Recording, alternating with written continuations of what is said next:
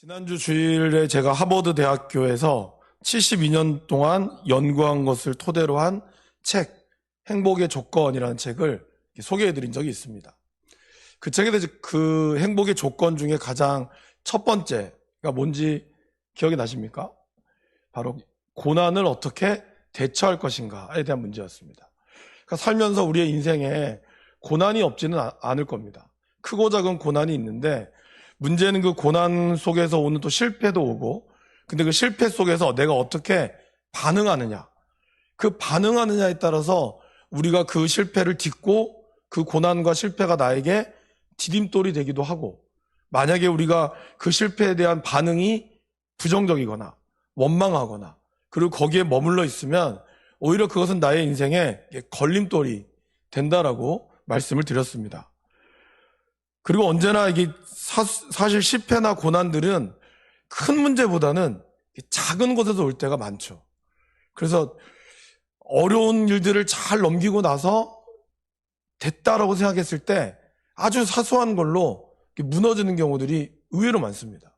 그러니까 학생들도 보면 뭐 2점짜리나 1.2점짜리 이런 문제들은 잘 풀어요. 근데 정말 0.8점짜리 수능 칠 때 오히려 너무 쉬운 문제들이 틀려서 점수가 떨어지는 경우들이 있는 거죠. 신앙생활도 그렇습니다.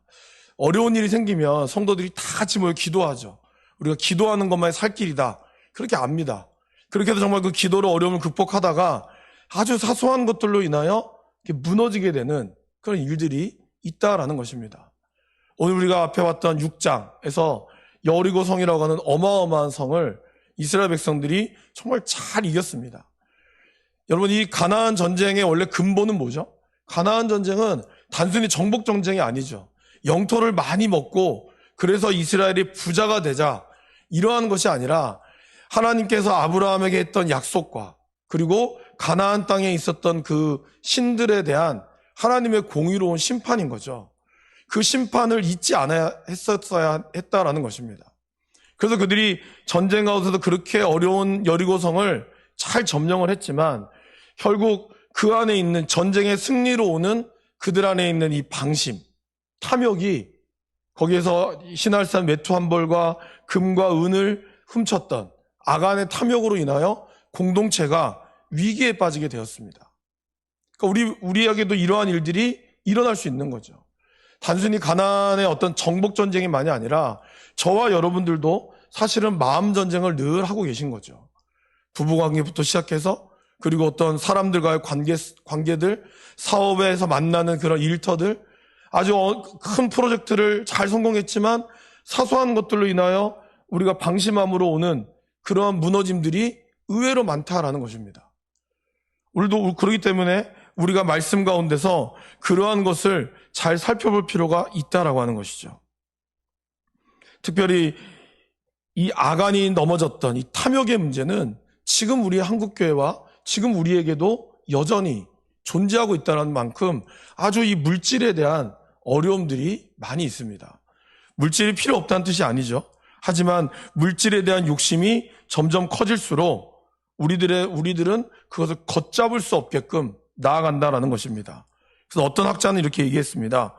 물질에 대한 욕심은 바닷물과 같아서 마실수록 더욱 큰 갈증을 일으킬 뿐이다. 그러니까 물질에 대한 마음들이 커지면 커질수록 우리들의 마음은 바닷물처럼 마실수록 갈증이 생긴다라는 것이죠. 그래서 사도 바울은 우리에게 자족하는 마음이 매우 중요하다고, 돈을 사랑하는 것이 일만하게 뿌리가 된다라고 이야기를 하고 있습니다. 교회도 마찬가지입니다. 온갖 여러 가지 물질을 대한 그런 유혹 앞에 무기력해지고 있을 때가 많이 있습니다. 이미 유럽교회부터 지금 미국교회에 이르기까지 무너지고 있는 현상들 중에 하나가 바로 이러한 물질에 대한 부분입니다. 박해하지 않습니다. 그러나 물질로 인하여 스스로가 하나님을 버리고 그리고 아니면 하나님과 물질과 타협하면서 살아가는 경우들이 너무나 많이 있다라는 것입니다. 오늘 그러한 원인들을 여호수아는 하나님 앞에 엎드리며 기도하며 발견하고 아간을 죽이고 그리고 다시 전쟁이 시작이 됩니다. 8장을 보시면 8장 1절부터 8장 1절 같이 한번 읽어보겠습니다. 여호와께서 여호수아에게 이르시되 두려워하지 말라, 놀라지 말라, 군사를 다 거느리고 일어나 아이로 올라가라. 보라, 내가 아이 왕과 그의 백성과 그의 성읍과 그의 땅을 다 내 손에 넘겨 주었으니. 그동안 하나님께서 말씀하지 않았습니다. 그죠? 7장에 보면 하나님께서 아이성을 처음에 점령할 때 어떠한 말씀도 하지 않으셨어요. 그들 스스로가 판단했고 실패 앞에 그들이 원망하자 하나님이 말씀했습니다. 너희 안에 문제가 있다고. 그리고 문제를 발견하자 이제 하나님이 먼저 말씀하십니다. 아이성으로 들어가서 내가 너희에게 그 땅을 넘겨주었다라고 말씀합니다. 그러면서 하나님께서는 아이성에게 이제 전쟁을 이길 수 있는 방법을 설명하시죠. 아이성에 먼저 복병을 준비하라고 지시합니다. 여호수아는 군사와 함께 아이로 올라가려고 한 3만 명을 뽑아서 밤에 그들을 보냅니다. 그리고 이제 그들 중에 5천 명을 매복을 시키죠. 그리고 한쪽은 매복을 시켜놓고 나머지 한 군사들이 성의 정면으로 들어가서 그들이 쳐들어오면 그들 전쟁하는 척하면서 못 이기는 척 도망오라고. 도망와서 이들이 다 나올 때 내가 너에게 지시하면 거기에 숨어있던 매복했던 군사들이 아이성을 점령하라라고 이야기를 합니다. 그 모든 지시하심을 따라 여호수아가 전쟁대로 이행을 하죠. 처음에 들어갔을 때 아이에 있는 군사들과 왕이 보고 그들을 쫓아옵니다. 근데 정말 아마 한 번 전쟁을 했고 이 이스라엘이 별거 아니었다고 생각했던 것 같아요. 그래서 어떻게 하죠? 성을 비워놓고 그들이 다 나옵니다. 군사들이 다 나와서 이 도망가 있는 2만 5천 명의 군사들을 쫓아가죠. 그때 하나님께서 여호수아에게 지시하죠. 네가 가지고 있는 단창을 손을 들으라고, 가르치라고 얘기합니다. 그리고 여호수아는 그것을 지시한 대로 손을 들었습니다. 그 손을 들자 매복해 있던 병사들이 보면서 아이성을 점령하죠. 그리고 아이성에다 불을 지릅니다. 아이성에 있는 왕들이 깜짝 놀란 거죠. 갑자기 뒤에 아무도 없을 줄 알았는데 그 이미 자기의 성이 불타 있는 것을 보고 진퇴양난의 위기에 빠지게 됩니다. 그리고 도망가는 척했던 그 2만 5천 명의 군사도 다시 되돌려서 그들과 전투를 하게 되죠. 그러니까 양 사이에서 끼어서 아이에 있는 모든 군사들은 전면을 당합니다. 말씀해 보면 여호수아는 어디 말씀을 보냐면요. 26절 말씀, 8장 26절 말씀을 함께 보겠습니다. 아이 주민들을 진멸하여 바치기까지 여호수아가 단창을 잡아 든 손을 거두지 아니하였고. 마치 그것이 생각나지 않습니까, 여러분? 모세가 아말렉과의 전쟁을 할 때 하나님이 그러셨죠. 네가 손을 들면 이기고 손을 내리면 진다. 그래서 아론과 훌이 양손을 들고 있는 것을 받쳐서 여호수아가 그 전쟁을 이긴 경험이 있었죠. 아마 여호수아는 그때의 전쟁이 떠올랐을 겁니다. 그래서 그가 단창을 들고 진멸하기까지 그는 끝까지 그의 손을 놓지 않았습니다. 그리고 그들을 진멸하고 난 다음에 거기에 있는 성의 전리품들은 어떻게 했을까요? 그들이 취했어요. 2절에 보시면 하나님께서 스스로 가지라. 오직 거기서 탈취한 물건과 가축은 스스로 가지라. 너는 아이성 뒤에 복병을 둘지니라. 이렇게 얘기했습니다. 가나안에서 첫 번째 여리고는 모든 것을 다 불태우라고 그랬어요. 그것은 왜 그랬을까요? 첫 열매는 하나님 거거든요. 이미 율법 가운데서 하나님이 말씀하셨어요. 이 여리고성은 첫 성이고 그것은 하나님과 나와 우리와의 언약이기 때문에 이거는 온전히 하나님의 것으로 드려라. 그러나 나머지 것들은 하나님이 이스라엘 백성들에게 풍부하게 거할 수 있도록 허락하셨다는 거죠. 그러나 탐욕의 눈이 먼 아간은 그거를 깨닫지 못했습니다. 그러기에 당장 눈앞에 있는 그 외투와 금과 은 세겔로 인하여 그들이 하나님의 말씀에 불순종했다라는 것입니다. 오늘 저와 여러분들도 신앙생활을 하면서 당장 눈앞에 있는 이득 때문에 하나님이 주시는 영원한 것을 우리가 놓칠 수 있다는 것을 기억해야 한다는 것이죠. 여러분, 하나님은 어떤 분이시라고요? 하나님은 우리에게 가장 좋은 것을 언제나 주기를 원하신다라는 겁니다. 그러기에 우리가 이게 좀 약간 도박적인 용어를 써서 죄송합니다. 사실 인생은 뭐죠? 고하냐 아니면 스톱하냐 그거잖아요. 그러니까 얼마나 고스톱을 잘하느냐에 따라 인생이 그 선택의 문제 가운데 서 있다는 거죠. 그러니까 하나님이 가라고 할 때 고할 때 우리가 갈 수 있어야 되고 하나님이 멈추라고 할 때 멈출 수 있어야 돼요. 그런데 때로는 하나님이 멈추라고 하는 그 멈춤이 우리 눈에는 멈추기 너무 아까울 때가 많아요. 그리고 하나님이 가라고 할 때는 도저히 여기를 가면 어떻게 이겨낼까 할 수 있을 만큼 주저할 때가 있다는 거죠. 그럴 때 우리가 순종하는 것이 중요하다는 것이죠. 결국 한 사람의 불순종이 이스라엘을 멸망으로 빠졌듯이 그 순종이 다시 돌아왔을 때 하나님은 이스라엘에게 이러한 놀라운 축복을 허락하셨다라는 것입니다. 이것이 8장 1절부터 29절까지의 내용을 간략하게 요약을 했어요. 자, 이제 이러한 아이성의 전쟁이 끝나고 나서 사실은 여러분 늘 말씀드렸잖아요. 이스라엘은 집이 없어요. 그죠? 이스라엘 전쟁 끝나고 나서 다시 자기네들이 머물 수 있는 막사로 들어와서 아니면 집이 들어왔다가 잠깐 다시 정비하고 또 전쟁 나갑시다. 이럴 수 있는 여유가 없습니다. 그들은 출애굽의 광야에서 계속해서 머물렀고 광야는 집이 아니잖아요. 이제 요단강을 건너고 난 이후부터는 그들에게 더 이상 뒤로 물러설 곳이 없었습니다. 그러기에 아이성을 점령하고 나서 그들은 계속해서 나머지 이 가나안의 31명의 왕을 점령해야 될 만큼 매우 중요합니다. 그리고 지금은 인터넷이 발달했지만 그 당시는 그런 게 없었기 때문에 뭐가 중요할까요? 속도가 중요하거든요. 빨리빨리 점령을 해야 이 31명의 왕이 뭉치지 않죠. 이제 우리가 10장으로 가면 이스라엘, 가나안이 약 5개 정도의 왕들이 합쳐집니다. 이제 이러한 소식을 듣고 우리가 이렇게 하면 안 된다. 그래서 그들이 긴밀하게 연락을 해서 연합군을 형성을 해요. 그러니까 그만큼 시간이 중요할 때가 왔다는 거죠. 더더구나 한번 패했잖아요. 한번 질수록 그만큼 시간이 지연되는 거죠. 근데 오늘 이스라엘 백성들은 이 전쟁에 승리하고 나서 어떻게 했죠? 놀랍게도 에발산으로 갑니다. 아이성과 에발산의 거리는요, 여기서 약 40km의 거리입니다. 그러니까 보통 한 사람이 4km를 걷는다고 하면 군인은 좀 더 빨리 걷는다고 해도 8시간, 10시간 정도, 8시간에서 10시간이 걸려야 될 거리입니다. 그 거리를 그들이 찾아갔다는 거예요. 왜 찾아갔을까요, 여러분? 먼저는 모세의 명령이 있었다는 거예요. 우리 말씀 한번 찾아보실까요? 신명기 27장. 여호수아 바로 앞에 있는 신명기 27장 11절에서 15절 말씀을 한번 찾아보실까요?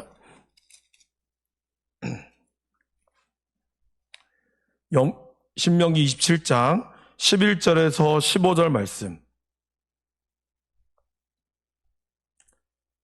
같이 한번 읽어보겠습니다. 모세가 그날 백성에게 명령하여 이르되 너희가 요단을 건넌 후에 시므온과 레위와 유다와 이사갈과 요셉과 베냐민은 르우벤과 갓과 아셀과 스불롬과 단과 납달리는 저주하기 위하여 에발산에 서고 레위 사람은 큰 소리로 이스라엘 모든 사람에게 말하여 이르기를 장색의 손으로 조각하였거나 부어 만든 우상은 여호와께 가증하니 그것을 만들어 은밀히 세우는 자는 저주를 받을 것이라 할 것이요 모든 백성은 응답하여 말하되 아멘 할지니라. 모세가 이렇게 얘기했죠. 너희가 요단강에 들어가면 에발산에 가서 말씀을 듣고 저주와 축복의 산 앞에 서서 6개 지파가 서서 하나님의 말씀을 들어라. 이거를 이야기했어요. 그런데 이들이 그렇게 이야기하는 이유는 뭘까요? 하나님의 말씀이 이 전쟁 가운데 임할 때 순종하기를 원했다는 것이죠. 잊어버렸던 거예요. 전쟁하는 가운데 아간을 통하여 아이성의 실패를 통하여 여호수아가 깨달았다는 겁니다. 뭘까요? 가나안 전쟁을 온전히 정복하기 위해서는 하나님의 말씀을 듣는 것이 필요하다고. 어떠한 학자는 이렇게 얘기했습니다. 시내산에서 임했던 하나님의 말씀이 가나안 땅에 비로소 정착을 했다. 사실 한 번도 가나안 땅에 들어와서는 신명기는 어디에 있었죠? 모압, 요단강을 건너기 전에 하나님의 말씀을 낭독했던 것이고 요단강을 건너고 나서는 하나님의 말씀을 들은 적이 없습니다. 그러니까 가나안 땅에서도 하나님의 말씀을 들어야 되는데 너무 바빴던 거예요. 사실은 요단강 건넜죠. 그리고 할례를 행했죠. 유월절 지켰죠. 매우 분주했어요. 다 물론 하나님을 예배하는 일이었지만 그 분주한 가운데서 그들이 지켜야 될 것들을 놓쳤다는 거예요. 그거를 이 여호수아가 전쟁을 이기는 가운데 깨달았던 거예요. 여러분, 우리가 분주하고 바빠서 교회 일을 할 때도 너무 바쁘잖아요. 주일날에 바쁘신 분들 되게 많죠. 저도 참 바쁩니다. 근데 이럴 때 우리가 하나님의 말씀을 듣는 중간 점검이 항상 필요하다는 거예요. 그러다 보면 주일을 하면서도 우리들이 주일을 제대로 하는지 못하는지를 제대로 깨닫지 못할 때가 있다는 것이죠. 그래서 오늘 여호수아는 이 40km나 되는 이 어마어마한 거리를 백성들을 이끌고 에발산으로 갔습니다. 바로 모세가 했던 그 명령을 기억하기 위하여. 인간은 자꾸 망각한다는 거죠. 승리했기 때문에 망각하기도 하고요. 패배해서 망각하기도 합니다. 그러나 그런 실수와 우리는 시행착오를 겪으면서 성장하고 나아가는 것이죠. 그러니까 여러분들이 또 이 자리에 오셨다는 것은 다시 한번 내가 말씀 앞에 주일날 말씀을 또 들었지만 매일 새벽에 와서 또 묵상도 하고 매일 통독도 하겠지만 다시 이 말씀 가운데 여러분들의 삶을 점검하기 위해서 오셨을 거라고 생각합니다. 여러분, 이 자리들이 참 중요합니다. 이 자리를 통하여 여러분들의 삶의 자리를 다시 한번 돌아보시기를 바랍니다. 내가 서 있는 자리가 정말 내가 잘 서 있는가? 나는 정말 어느 산에 서 있는가? 에발산에 서 있는가? 아니면 그리심산에 서 있는가? 에발산에 서 있다면 내가 왜 지금 이 말씀을 들어야 하는가? 내가 축복 가운데 놓치지 말아야 될 것은 무엇인가? 이거를 기억해야 한다라는 것입니다. 여호수아는 오늘 이 에발산에 서면서 계속해서 많이 나오는 단어가 뭐냐면 모세의 율법제로 기록한 대로 이렇게 계속 얘기하고 있어요. 4번이나 나오고 있어요. 34절에도 여호수아가 율법책에 기록된 모든 것대로, 그리고 35절에도 모세가 명령한 것을 그는 지켰다라고 얘기합니다. 지금 이스라엘 백성들에게는 모세의 율법에 철저히 순종하는 것이 중요했다는 거죠. 그 근거, 이스라엘의 권위는 오직 하나님께서 모세를 통하여 있는 율법에 근거했어야 한다는 거죠. 그러기에 여호수아는 이 모든 것의 기준을 하나님께서 모세에게 주신 이 말씀에 근거해서 순종하고 있다라는 것입니다. 여러분, 우리가 신앙생활 하면서 우리의 삶이 어디에 근거해야 될까요? 하나님 말씀에. 그 말씀을 근거로 하지 않으면, 여러분들의 감정과 여러분의 기분대로만 한다면 우리들은 넘어질 수밖에 없다라는 것이죠. 성공하더라도 그것이 진짜 성공이 아니라는 것입니다. 믿음이라는 것은 뭘까요? 고통의 대가를 치르면서도 순종으로 나타나는 것이죠. 실용주의적으로 좀 편하고 좀 더 경제적으로 합리적인 것이 아니라 믿음의 사람들은 믿음으로 부름받았기 때문에 그러한 것에 철저한 순종이 필요하다는 것이죠. 그리고 그러기 위해서는 올바른 묵상이 우리에게 요구되어지는 거죠. 그러한 판단 앞에 서야 되기 때문입니다. 지도를 한번 보여주실까요, 목사님? 여기가 이제 지금 그리심산과 에발산입니다. 그리고 중간이 세겜이라고 하는 곳이에요. 그래서 저 산의 에발산보다 에발산이 좀 더 높고요. 그리심산이 조금 낮아요. 그래서 저쪽에 사람들이 6지파씩 서 있습니다. 그럼 왜 그리심산과 에발산이 중요할까요? 먼저 저 세겜이라고 하는 곳이 어떤 곳일까요, 여러분? 아브라함이 처음으로 하나님 앞으로 가나안 땅으로 들어갔을 때 가장 먼저 제단을 쌓았던 곳이 바로 이 세겜입니다. 그리고 야곱이 라반을 피해서 다시 고향으로 돌아왔을 때 에서와 헤어지고 나서 가장 먼저 도착한 곳, 베델로 가지 않고 그 땅을 사서 숲곳 우릿관을 지었던 것도 바로 이 세겜이에요. 세겜이 지금 딱 보시면은 이 교통에 굉장히 요충지라고 합니다. 그래서 저기를 통과하는 것이 굉장히 안전하다고 해요. 그러니까 어떻게 보면 이스라엘의 역사의 처음 시작이 있는 이곳에서 다시 하나님은 여호수아에게 말씀을 들려주기를 원했다라는 것입니다. 여러분, 우리의 삶의 신앙에 하나님이 주는 이 말씀, 그리고 그것에 제단을 쌓는 것, 이것이 굉장히 중요합니다. 어떠한 제단을 쌓았을까요? 우리 31절 말씀,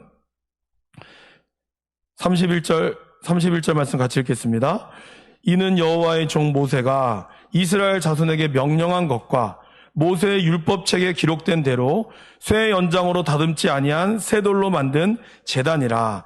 우리가 여호와께 번제물과 화목제물을 그 위에 드렸으며. 먼저 출애굽기 20장에 나오는 말씀처럼 다듬지 않은 돌로 새 제단을 만들었어요. 그러니까 얼마나 이게 좀 울퉁불퉁할까요, 여러분? 그때 가나안의 제단은 굉장히 벽돌로 이렇게 자로잰 듯한, 보기에도 너무나 좋은 그러한 제단이었어요. 근데 하나님은 가나안 신들이 섬기는 제단이 아니라, 다듬어진 돌이 아니라, 다듬어지지 않은, 사람들의 손길이 닿지 않은 그러한 돌부터 시작하기를 원했습니다. 여러분, 가나안 땅에 정복했지만 하나님은 가나안과 하나님이 철저하게 구별되기를 원했습니다. 그러니까 우리는 이 땅에 살지만, 이 땅에 살고 있지만 이 땅에 속해 있는 것이 아니죠. 하나님의 백성으로서 이 땅에 있는 삶을 살아가지만 우리는 또한 하나님의 백성답게 살아가야 될 책임이 저와 여러분들 가운데 있다라는 것입니다. 하나님은 이 제단부터, 첫 시작부터 그렇게 말씀하고 있습니다. 이것은 하나님을 예배하는데 인간적인 손길을 가해서는 안 된다는 것을 말씀하고 있죠. 또한 하나님의 세워진 이 구원과 예배의 길은 인간의 노력이 아니라 오직 하나님으로부터 나온다는 것을 보여주고 있습니다. 에베소서 2장 8절에서 9절 말씀해 보시면 이런 말씀이 있습니다. 신약 에베소서 2장 8절에서 9절입니다. 너희는 그 은혜에 의하여 믿음으로 말미암아 구원을 받았으니 이것은 너희에게서 난 것이 아니요 하나님의 선물이라. 행위에서 난 것이 아니니 이는 누구든지 자랑하지 못하게 함이라. 우리가 구원을 받은 것은 여러분들이 뭔가 세련되고 여러분들이 뭔가 아름답고 여러분들이 뭔가 이 땅에서 대단한 것을 누려서 하나님이 여러분을 구원하신 것이 아니라는 것이죠. 오직 하나님께서 우리를 사랑하심으로 말미암아. 이스라엘도 그랬죠, 여러분. 너희들이 숫자가 많고 강해서가 아니라고. 너희들은 다른 민족들보다 제일 약하다고. 그러나 하나님이 어떻게 했어요? 다만 너희를 사랑하심으로 말미암아 너희를 택했다고. 그것에 대한 증거를 하나님은 아무도 다듬지 않은 이 돌에 대해서 이야기하고 있습니다. 요즘 우리의 삶은 어떨까요? 우리의 죄에 대해서 변명하거나 우리의 행동을 때로는 합리화하고 이러한 아름답게 미화하려고 하는 시도를 너무 많다라는 것입니다. 여러분, 지금 시대를 보세요. 많은 사람들이 이 죄, 재판에 들어가면 항상 하는 말이 뭐예요? 심신미약. 그때 술을 마시고 기억이 없었다느니. 아니면 원래 내가 마음이 약하다든지, 아니면 가정에서 있는 상처가 있어서 그런 것에 대한 트라우마로 이렇게 했습니다. 이렇게 하면 양형을 받을 수 있는 조건이 된다 하더라고요. 그러니까 변호사들은 지금 이 피고인의 상태가 정신적으로 매우 불안한 상태고 우울증을 약을 복용하고 있고 심리적 안정제를 복용하고 있으니 재판장 선처해 주십시오. 이렇게 이야기합니다. 여러 가지 동성애부터 시작해서 이런 성적인 이런 무분별 앞에서도 뭘 얘기하죠? 문화라고. 사랑하면 남녀가 잠을 잘 수도 있는 거고 그것이 전혀 문제가 되지 않는다고 사람들 앞에서 이야기합니다. 이제 그것을 사실 요즘 방송이나 약간 좀 드라마를 보면 이제 정말 너무나 이게 뭐라 해야 될까요? 낯뜨거운 일들이 펼쳐지고 있다는 거예요. 이것이 아무런 거리낌 없이 지나가고 있다는 것이죠. 그러니까 여러분, 이러한 세 앞에 죄가 뭔지를 우리가 희미해지고 있다는 거예요. 문화라는 이름으로 감싸주고 있다는 거죠. 그러다 보니까 교회 안에서도 우리가 죄라고 하는 것, 우리가 이런 부분들도 교회 안에서도 뭔가 변명이나 이런 것들로 포장하게 되는 경우들이 많다는 것입니다. 정말 하나님의 말씀대로 살아가는 그러한 몸부림보다는 어떻게 하면 그냥 사람들 앞에 보여질까? 이거에 우리가 우리의 삶을 걸기도 한다라는 것입니다. 그러나 하나님께서는 저주의 산에 저주의 산이었던 에발산에 다듬어지지 않은 제단을 세웠어요. 그리심산이 아니라 에발산에 세웠다는 게 중요합니다. 왜 하필 저주하는 곳에 하나님은 제단을 세웠을까요? 그것은 인간의 삶을 저주하는 것이 아니라 인간이 그만큼 연약하다는 걸 보여주는 것이에요. 그리고 자기의 죄를 인정할 때만이 우리의 삶에 하나님이 주시는 은혜를 누릴 수 있다는 것을 보여주고 있습니다. 이 제단을 쌓고 나서 그들이 어떻게 했습니까? 그들이 번제물과 화목제물을 그 위에 드렸다라고 얘기합니다. 번제는 뭐죠? 나의 죄를 고백하는 것이고 나를 온전히 하나님 앞에 드리는 것을 이야기합니다. 그러니까 우리는 이스라엘 백성들이 지금 번제를 드렸다는 것은 이스라엘이 하나님 앞에 여전히 죄인이라는 것을, 하나님께서 우리를 용서하지 않으면 우리는 이 전쟁에서 결코 승리할 수 없음을 말씀하고 있습니다. 동시에 화목제물을 드렸어요. 화목제물은 뭐죠? 화목제물은 하나님의 임재를 즐거워하고 누리도록 하는 것. 그러니까 즐거움이죠. 어떻게 보면 슬픔과 즐거움이 공존하고 있다는 거예요. 우리가 하나님을 예배할 때 우리 안에 있는 죄성이 드러나고 우리가 하나님을 정말 진심으로 받아들일 때 하나님이 우리의 연약한 부분들을 하나님이 밝혀주시죠. 그러면 그 밝힘 앞에 우리는 엎드려 회개합니다. 그러면 하나님이 우리를 회개로 그치는 것이 아니라 어떻게 하죠? 우리의 죄를 용서함으로 우리가 다시 하나님과 화목돼서 즐거이 누리게 되는 것을 하나님은 이 번제와 화목제물을 동시에 드리도록 말씀하고 있다라는 것입니다. 그래서 결국 한쪽에는 에발산, 한쪽에는 그리심산, 축복과 저주를 동시에 주는 것은 뭘까요? 우리 인생이 축복이냐 저주냐 이 두 가지의 인생 가운데 서는데 우리가 어느의 길을 가느냐에 따라 나에게 내 인생이 저주가 될 수도 있고 나에게 내 인생이 축복이 될 수 있다라는 것입니다. 모세가 말한 대로 율법을 우리가 온전히 지킬 때 이 율법은 하나님이 우리에게 복을 주는 것이 될 것입니다. 여러분 신명기 말씀을 읽으시면서 한번 보셨겠지만 하나님이 우리에게 율법을 주신 것은 우리를 행복하게 하기 위함이지 그 율법에 여러분들을 얽매여서 율법대로 안 지키면 벌을 주기 위해서 하나님이 여러분들에게 율법을 지키라고 하는 것이 아니죠. 제가 저번에도 한번 얘기 드렸잖아요. 법이라는 것이 뭘까요? 법은 사람의 소원이라고. 법을 통하여 법이 있으므로 그 법대로 되어질 때 사람들이 자기가 열심히 일한 만큼 그 복을 누릴 수 있는 것이 법이 지켜주는 것이죠. 하나님의 말씀을 지킬 때 하나님이 그 인생을 복 주는 것을 약속하고 있다는 거예요. 근데 인간이 자기 스스로가 법을 만들고 자기 뜻대로 만들다 보니까 법이 자꾸 무질서해지게 되는 것이죠. 그러기에 오늘 이 말씀을 하나님은 다시 한번 여호수아를 통하여 보여주고 있다라는 것입니다. 모세가 말한 대로 다시 율법을 이스라엘 자손의 목전에서 그 돌에 기록했습니다. 신명기 27장 다시 한번 보실까요? 2절에서 4절 말씀입니다. 신명기 27장 2절에서 4절 말씀에 보면 이렇게 나와 있습니다.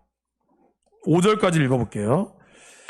너희가 요단을 건너 내 하나님 여호와께서 내게 주시는 땅에 들어가는 날에 큰 돌들을 세우고 석회를 바르라.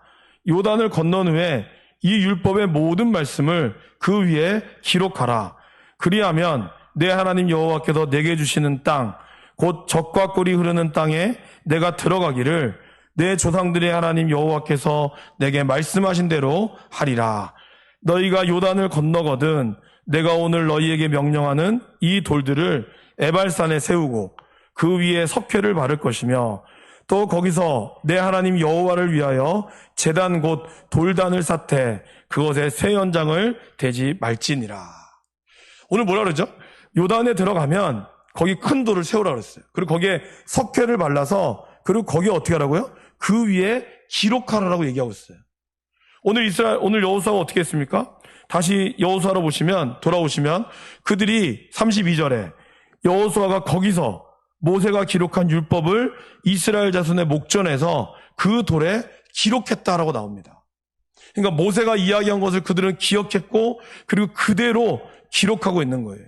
근데 5장부터 아마 26장까지 전체 내용을 기록하기에는 돌이 다 되지 않았을 겁니다. 그래서 어떠한 부분만을 주로 기록했냐면 축복과 저주를 강조하는 말씀을 읽고 기록하였을 것입니다. 그래서 그것을 에발산에서 그리심산에서 말씀하셨다는 거죠. 뭘 뜻할까요? 선택하라는 거죠. 여러분 제가 이번 주에 여호수아 말씀을 전하겠지만 여호수아의 가장 큰 핵심은 뭔지 아세요? 선택하라는 거예요. 너희들 어둠을 선택할래. 하나님이 너희들을 지금까지 이끌어줬는데 너희들이 오늘날 하나님을 선택하든지 아니면 요단강 건너편에 너희들 조상들이 섬기던 신을 선택하든지 선택해라. 오늘 이 그리심산과 에발산도 마찬가지입니다. 축복에 사는 그리심산은 나무가 있어서 산이 무성합니다. 풍성하게 하시는 하나님을 뜻하고요. 에발산은 반대로 나무가 하나도 없는 돌산입니다. 결국 이러한 것을 하나님이 실물로 보여주는 이유는 뭘까요? 하나님의 말씀을 들을 때 너희들의 인생이 돌과 같이 그림산처럼 풍성한 나무처럼 너희들의 인생이 시냇가에 심은 나무가 시절을 쫓아 과실을 맺으며 그 잎사이가 열매를 맺음 같이 너희가 마르지 않을 것이지만, 그러나 너희들이 말씀에 순종하지 않을 때 이 돌산처럼 너희들의 삶이 황폐해지게 될 것이다. 어떻게 할 것인가? 하나님께서는 우리들에게 자유의지를 주셨습니다. 그래서 하나님은 그것을 통하여 우리가 선택할 수 있도록 주셨다는 것이죠. 그리고 그것을 오늘 우리에게 보여주고 있습니다. 이 말씀을 하나님은 누구에게 들려줬을까요? 33절 말씀. 온 이스라엘과 그 장로들과 관리들과 재판장들과 본토인뿐 아니라 이방인까지 여호와의 언약궤를 맨 레위 사람 제사장들 앞에서 궤 좌우에 서되 절반은 그리심산 앞에 절반은 에발산 앞에 섰으니 이는 전에 여호와의 종 모세가 이스라엘 백성에게 축복하라고 명령한 대로 함이라. 여기 보면 여기를 누가 들었다고 돼 있죠, 여러분? 이방인들도 들었다고 그랬어요. 그래서 이 말씀을 놓고 이 가나안 땅의 정복은 단순히 이스라엘의 정복만이 아니라 하나님은 이 가나안 땅과 말씀을 통하여 언제나 선교적으로 하나님 접근했다는 겁니다. 그러니까 하나님은 신약에서만 선교한 것이 아니라 이미 구약에서도 이방인들이 말씀을 들을 수 있도록 했다는 거죠. 대표적으로 누가 있을까요? 여러분, 라합. 그죠? 라합이 가나안 여리고성에서 살아남았잖아요. 살아나오면서 그들도 이스라엘의 백성의 일원이 되었겠죠. 그리고 아마 그들도 이 하나님의 놀라운 율법의 말씀을 처음으로 들었을 것입니다.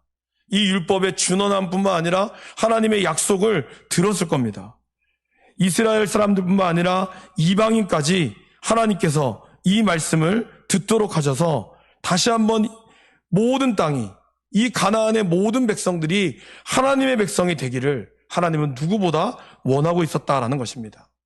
이제 이들은 이 에발산에서 다시 한번 말씀을 들음으로 가나안 전쟁에 온전히 임할 수 있게 되었습니다. 여러분, 오늘 이 말씀은 우리에게 세 가지의 중요한 통찰력을 줍니다. 첫 번째로는 아간의 죄로 깨어졌던 이 언약, 그것이 다시 시작되었음을 강조합니다. 어떻게 시작되었죠? 죄의 문제가 해결되었을 때, 하나님 앞에 나의 죄를 고백하게 됐을 때 하나님께서 그 죄를 해결해 주시고 우리의 인생의 문제를 다시 언약을 맺었다라는 것입니다. 그러게 여러분, 우리가 하나님 앞에 죄를 안 지어야겠죠. 그러나 죄를 안 지을 수는 없죠. 인간의 연약함이 있기 때문에. 그러게 우리가 그 앞에 정직하게 나아가는 것이 필요하다라는 것입니다. 그래서 우리가 아무리 주홍빛같이 붉을지라도 우리의 죄를 고백하면 저는 미쁘시고 의로우사 우리를 모든 불의에서 깨끗하게 하신다라고 얘기했습니다. 우리는 죽을 때까지 어떤 단계라고요? 공사 중인 관계라고. 우리는 끝까지 이러한 단계 속에 존재할 수밖에 없습니다. 그걸 우리가 잊지 않아야 한다는 것입니다. 두 번째는 말씀을 읽고 듣고 지킬 때 승리를 얻을 수 있습니다. 오늘 이스라엘 백성이 약속의 땅에서 그들에게 분명한 가르침과 지침서가 있음을 강조하고 있어요. 그래서 하나님의 말씀이 있고 그 말씀에 대한 순종의 여부가 그들의 앞길의 축복과 저주를 결정하게 될 것입니다. 그래서 하나님과의 관계에 있어서 가장 중요한 것은 뭘까요? 바로 순종이다라는 것이죠. 순종은 아까 뭐라고요? 그럼에도 불구하고 내가 손해보는 일이 될 것처럼 보일지라도, 당장은 내가 이것 때문에 내가 바보처럼 보일지라도, 그럼에도 불구하고 내가 그것 때문에 하나님 말씀이기 때문에 순종하고자 하는 것이 중요하다는 것이죠. 사무엘상 15장 22절에 사무엘이 사울에게 한 말이 있죠. 여호와께서 번제와 다른 제사를 그의 목소리를 청종하는 것을 좋아하심같이 좋아하시겠나이까. 그래서 뭐라고 나와 있어요?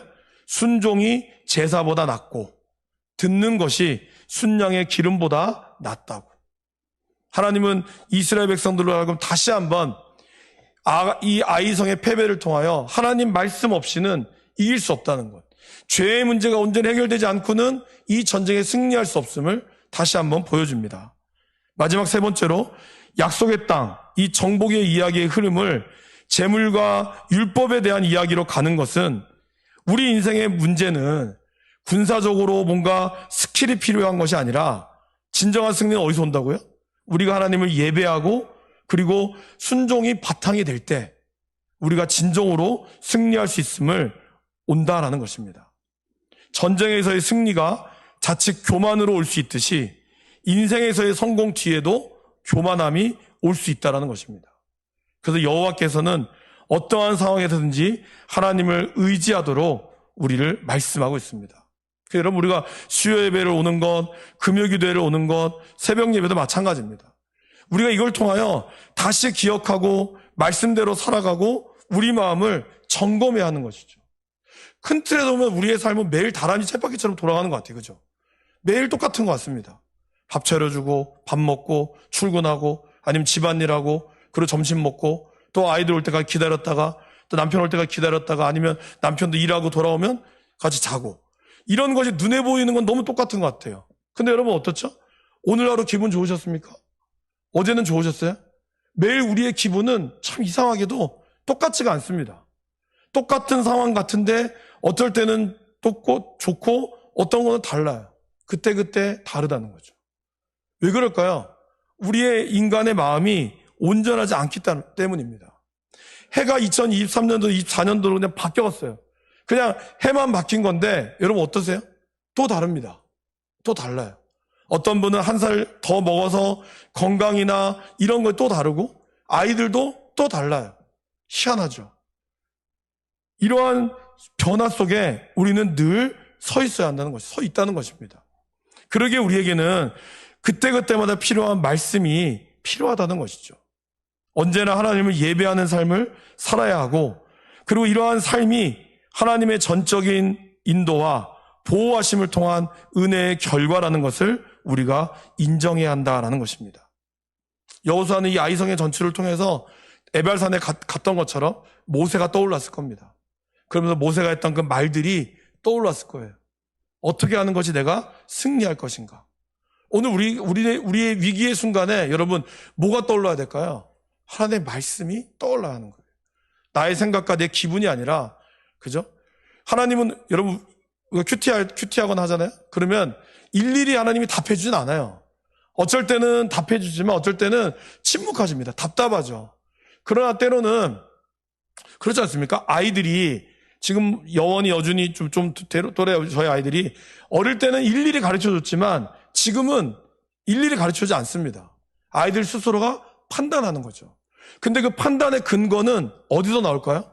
부모와 자식 간의 관계, 그리고 아이들이 학교에서 배우고 스스로 경험한 것들을 통하여 조금씩 성숙해 가는 거죠. 저와 여러분들도 어떤 판단을 하나님이 일일이 다 얘기해 주지 않습니다. 왜? 여러분에게 주신 하나님의 자유의지가 있거든요. 근데 그 자유의지는 어디서 온전한 판단이 나올까요? 우리가 매일매일 하나님과의 오는 관계 속에서 나온다는 거예요.